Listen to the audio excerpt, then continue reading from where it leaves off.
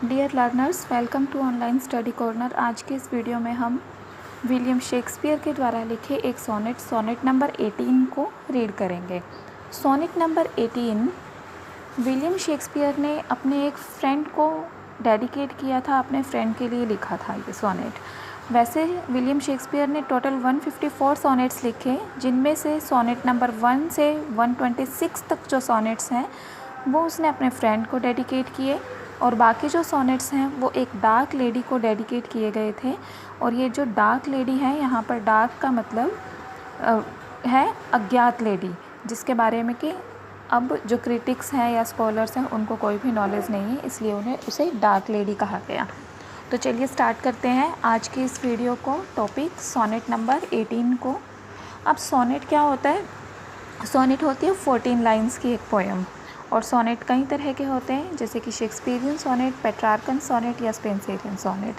और ये जो सोनेट है ये शेक्सपियरियन सोनेट है, हालांकि इसको लिखते समय थोड़ा बहुत पेट्रार्कन स्टाइल को भी एडॉप्ट किया गया है, लेकिन इसकी क्रिटिकल एप्रिशिएशन को हम पोएम के एंड में डिस्कस करेंगे। अभी हम स्टार्ट करते हैं stanza number 1। Shall I compare thee to a summer's day. Shall I compare, क्या मैं तुम्हारी कंपैरिजन करूं? दी यानी कि यू। ये जो सोनेट है ये एलिजाबेथन एज में लिखा गया था, और एलिजाबेथन एज के जो राइटर हैं, पोएट्स हैं, वो यू के लिए दी वर्ड यूज़ कर लेते थे। तो और ये एक पोइटिक स्टाइल है यू के लिए दी वर्ड यूज़ करना। Shall I compare thee to a summer's day, क्या मैं तुम्हारी कंपैरिजन एक समर के डे से करूं? दाउ आर्ट, दाउ यानी यू, आर्ट यानी are. Thou art more lovely and more temperate, तुम तो, मोर का मतलब कंपैरिजन की जा रही है, और किस चीज़ से कंपैरिजन की जा रही है? समर के डे से कंपैरिजन की जा रही है। Thou art more lovely and more temperate, तुम तो समर के डे से भी ज़्यादा अच्छे हो, और टेम्परेट यानी कि उससे भी ज़्यादा हल्के यानी कि रिलैक्सिंग हो। Rough winds do shake the darling birds of May. Rough winds, जो कठोर हवाएं होती हैं, वो क्या करती है? Shake the darling birds of May, मई के मौसम में या गर्मी के मौसम में जो खिलने वाली कलियां हैं उनको हिलाती हैं। And summer's lease had all too short a date, और ये जो समर की लीज यानी कि थोड़ी सी ड्यूरेशन है, समर की जो ड्यूरेशन है, समर का जो टाइम है, had all too short a date, ये एक छोटा सा टाइम होता है, यानी कि जो समर का टाइम है, गर्मियों का जो टाइम है वो जल्दी ही चला जाता है। As this poem is written in context with western countries where summers are liked more than winter season, and summer is also of very short span in these countries, so summer is praised, and this praised is also applied for his friend। इस तरह से उन्होंने यहाँ पर summer की तारीफ़ करते हुए अपने फ्रेंड को की तारीफ़ की है, और समर को तो अच्छा बताया ही है, लेकिन क्या कहा है कि जो उसका फ्रेंड है वो समर के सीज़न की वार्मथ को, समर के सीज़न की ब्यूटी को भी सरपास करता है, उससे भी कहीं ज़्यादा है। Stanza number 2। Some time too hot the eye of heaven shines. कभी कभी too hot the eye of heaven shines, heaven की जो आईज़ हैं, आई कौन है हेवन की? सूरज को कहा गया है, सन को कहा गया है। तो ये जो कभी कभी हेवन की आई है यानी जो सन है, ये बहुत ज़्यादा गर्म हो जाता है, यानी कि बहुत ज़्यादा गर्मी होती है, एंड शाइन्स और चमकता है ये। And often is his gold complexion deemed, लेकिन फिर भी इसका जो गोल्ड कॉम्प्लेक्शन है, सन का जो सुनहरा रंग है, वो भी मंद हो जाता है। कब मंद हो सकता है ये? व्हेन इट इज़ क्लाउडी, जब वहाँ पर बादल आ जाते हैं तो ये क्या होता है, जो सन की धूप है वो ढक लेता है। And every fair from fair some time declines, और कहता है कि हर संसार के अंदर, एवरी फेयर फ्रॉम फेयर, संसार के अंदर हर सुंदर से सुंदर वस्तु, सम टाइम डेक्लाइन, कभी ना कभी तो नष्ट हो ही जाती है। डेक्लाइन यानी कि ख़त्म होना, नष्ट होना। बाय चांस, ये या तो चांस से ही, किसी दुर्घटना से अपने आप ही, और बाय नेचर्स चेंजिंग कोर्स, या फिर प्रकृति के धीरे धीरे बदलने से, समय के धीरे धीरे आगे बढ़ने से जो ब्यूटीफुल वस्तुएं हैं वो धीरे धीरे डेक्लाइन हो जाती हैं। अनट्रिम्ड, लास्ट में क्या कहा है, अनट्रिम्ड। लेकिन जो उसके फ्रेंड की ब्यूटी है, उसके फ्रेंड की जो विर्च्यूज़ हैं, अच्छाइयाँ हैं, वो अनट्रिम्ड रहेंगी, हमेशा स्थायी रहेंगी। अब कैसे ये परमानेंट रह सकती हैं? These beauties, these virtues of his friend will be permanent in the lines of his poetry.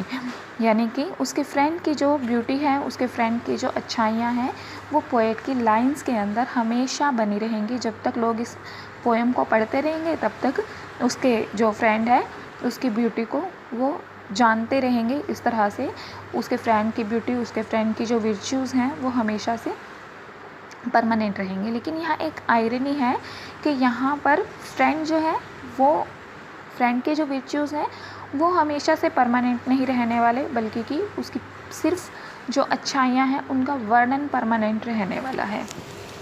Now this is stanza number 3। But the eternal summer shall not fade. लेकिन तुम्हारी जो एटर्नल समर है, यानी कि ये लाइंस पोएट अपने friend को dedicate कर रहा है, उसे एड्रेस कर रहा है और कहता है कि तुम्हारी जो एटर्नल समर है, यानी कि एटर्नल होता है शाश्वत, और समर यानी कि वैसे तो गर्मी है, लेकिन इन लाइंस में उसका मतलब है उसकी ब्यूटी, उसके विर्च्यूज़।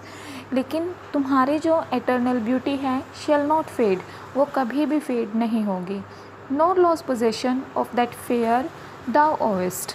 ना ही ये जो तुम्हारा फ्रेंड है उसका, ये कभी उस पोजेशन को खोएगा जो विर्च्यूज़ उसके पास हैं। मतलब उसके जो विर्च्यूज़ हैं वो हमेशा इमॉर्टल रहेंगे, उसके फ्रेंड की ब्यूटी हमेशा इमॉर्टल रहेगी। Nor shall death brag thou wanderest in his shade. और पोएट कहता है कि मृत्यु भी तुम्हें अपनी छाया के अंदर नहीं, ब्रैग यानी कि बूस्ट करना, अपनी तरफ लेकर जाना, डेथ भी तुम्हें अपनी तरफ नहीं खींच सकती है। मतलब डेथ भी तुम्हारी ब्यूटी को ख़त्म नहीं कर सकती है, बिकॉज़ जो तुम्हारी ब्यूटी है, यानी कि पोएट कहता है कि जो उसके फ्रेंड की ब्यूटी है वो हमेशा उसकी पोइट्री के अंदर जीवित रहेंगी। When in eternal lines to time thou growest. क्योंकि ये जो इटर्नल लाइंस हैं, शाश्वत लाइंस हैं, जब तक इस समय के साथ साथ विकसित होती जाएंगी तब तक पोएट की जो ब्यूटी है वो जीवित रहेगी। यानी कि पोएट अपनी पोएम की लाइंस के अंदर अपने फ्रेंड को हमेशा जीवित रखेगा। So long as man can breathe or eyes can see. जब तक मनुष्य सांस लेंगे, यानी कि मनुष्य इस धरती पर है, और आइज़ कैन सी, जब तक आंखें देख सकती हैं, सो लॉन्ग लिव्स दिस, तब तक ये जो तुम्हारी ब्यूटी है ये यहाँ रहेंगी। And this give life to thee, और इससे मेरी ये जो पोएम है ये तुम्हें, यानी पोएट के फ्रेंड को एक लाइफ प्रदान करती रहेंगी। इस तरह से उसका जो फ्रेंड है वो हमेशा अमर रहेगा पोएट की लाइंस के अंदर, पोएट की पोइट्रीज़ के अंदर। Hence we may say that this poem is a rich tribute to his friend. ये पोएम सोनेट नंबर 18 एक शेक्सपियरियन सोनेट है। और शेक्सपियरियन सोनेट को आप कैसे पहचान सकते हैं? शेक्सपियरियन सोनेट में पहले 3 क्वेट्रेन्स होते हैं और इसके बाद 3 क्वेट्रेन्स के बाद एक कपलेट होता है। क्वेट्रेन्स क्या होते हैं? क्वेट्रेन्स होते हैं स्टेंजा ऑफ 4 लाइन्स, यानी कि 3 स्टेंजाज ऑफ 4 लाइन्स, यानी कि टोटल 12 लाइन्स बनती हैं। And in the end of the poem you will also find a couplet, मतलब एक दोहा आपको, यानी 2 लाइन्स की एक स्टेंजा आपको लास्ट में मिलता है पोएम के। तो इस तरह से टोटल 14 लाइन्स बनती है। And every sonnet, most of the sonnets are of 14 lines and Shakespearean sonnets are also included in these sonnets which contain 14 lines। इस तरह से ये जो पोएम है ये एक सोनेट है जो कि 14 लाइन्स कंटेन करती है, और शेक्सपियरियन सोनेट है बिकॉज इसके अंदर 3 क्वेट्रेन्स और एक कपलेट है। इस सोनेट को आयम्बिक पेंटामीटर के स्टाइल में लिखा गया है। इसको लिखते समय आयम्बिक पेंटामीटर का यूज़ किया गया है। अगर इसकी राइम स्कीम की बात की जाए तो rhyme scheme A B C D E F G G का यूज़ इसमें किया गया है। अब राइम स्कीम किस तरह से हम देखते हैं कि जो राइम स्कीम है वो फर्स्ट लाइन, वो हर लाइन के एंड लास्ट वाले जो वर्ड्स हैं उनको मैच करते हुए बनती है। जैसे कि यहाँ पर क्या बनती है, A B नेक्स्ट स्टेंजा में C D नेक्स्ट में E F और नेक्स्ट इज़ जीजे। ये जो पोएम है ये शेक्सपियरियन सोनेट होने के साथ साथ कुछ ऐसी करेक्टरिस्टिक्स को भी रिफ्लेक्ट करती है जो पेट्रार्कन सोनेट्स में अडॉप्ट की गई थी। पेट्रार्कन सोनेट टिपिकली लव को और अपनी बिलव्ड की ब्यूटी को डिस्कस करता है पोएट इन पेट्रार्कन सोनेट में, लेकिन हमेशा ऐसा नहीं होता। और यहाँ पर भी पोएट ने अपनी बिलव्ड की ब्यूटी को तो नहीं डिस्कस किया बट अपने फ्रेंड की ब्यूटी को डिस्कस किया है। इस तरह से ये पेट्रार्कन स्टाइल की या पेट्रार्कन सोनेट की जो कैरेक्टरिस्टिक्स हैं उनको भी एडोप्ट अपने स्टाइल में कर रखा है यहाँ पर पोएट ने। ऑल इन ऑल अगर कहा जाए तो सोनेट नंबर 18 उन सभी सोनेट्स में से बेस्ट सोनेट है जो कि शेक्सपियर ने लिखा था। ये सोनेट उन्होंने अपने फ्रेंड हेनरी हावर्ड के लिए लिखा था। और इस सोनेट के अंदर स्पीकर पूछता है कि अपने फ्रेंड से कि क्या मैं तुम्हारी कंपैरिजन एक समर के डे से करूं, लेकिन बाद में वह नोट करता है कि उसके फ्रेंड में, इस यंग मैन के अंदर तो इतनी सारी क्वालिटीज़ हैं कि वो समर के डे को भी सरपास कर देता है।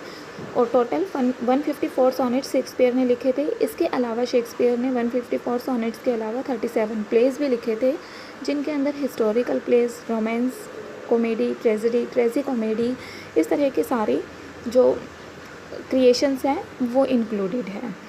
तो हम कह सकते हैं कि Shakespeare was the most important and most interesting writer of Elizabethan age, not of only Elizabethan age, but he is also read most widely even in present time also. He is also known as the universal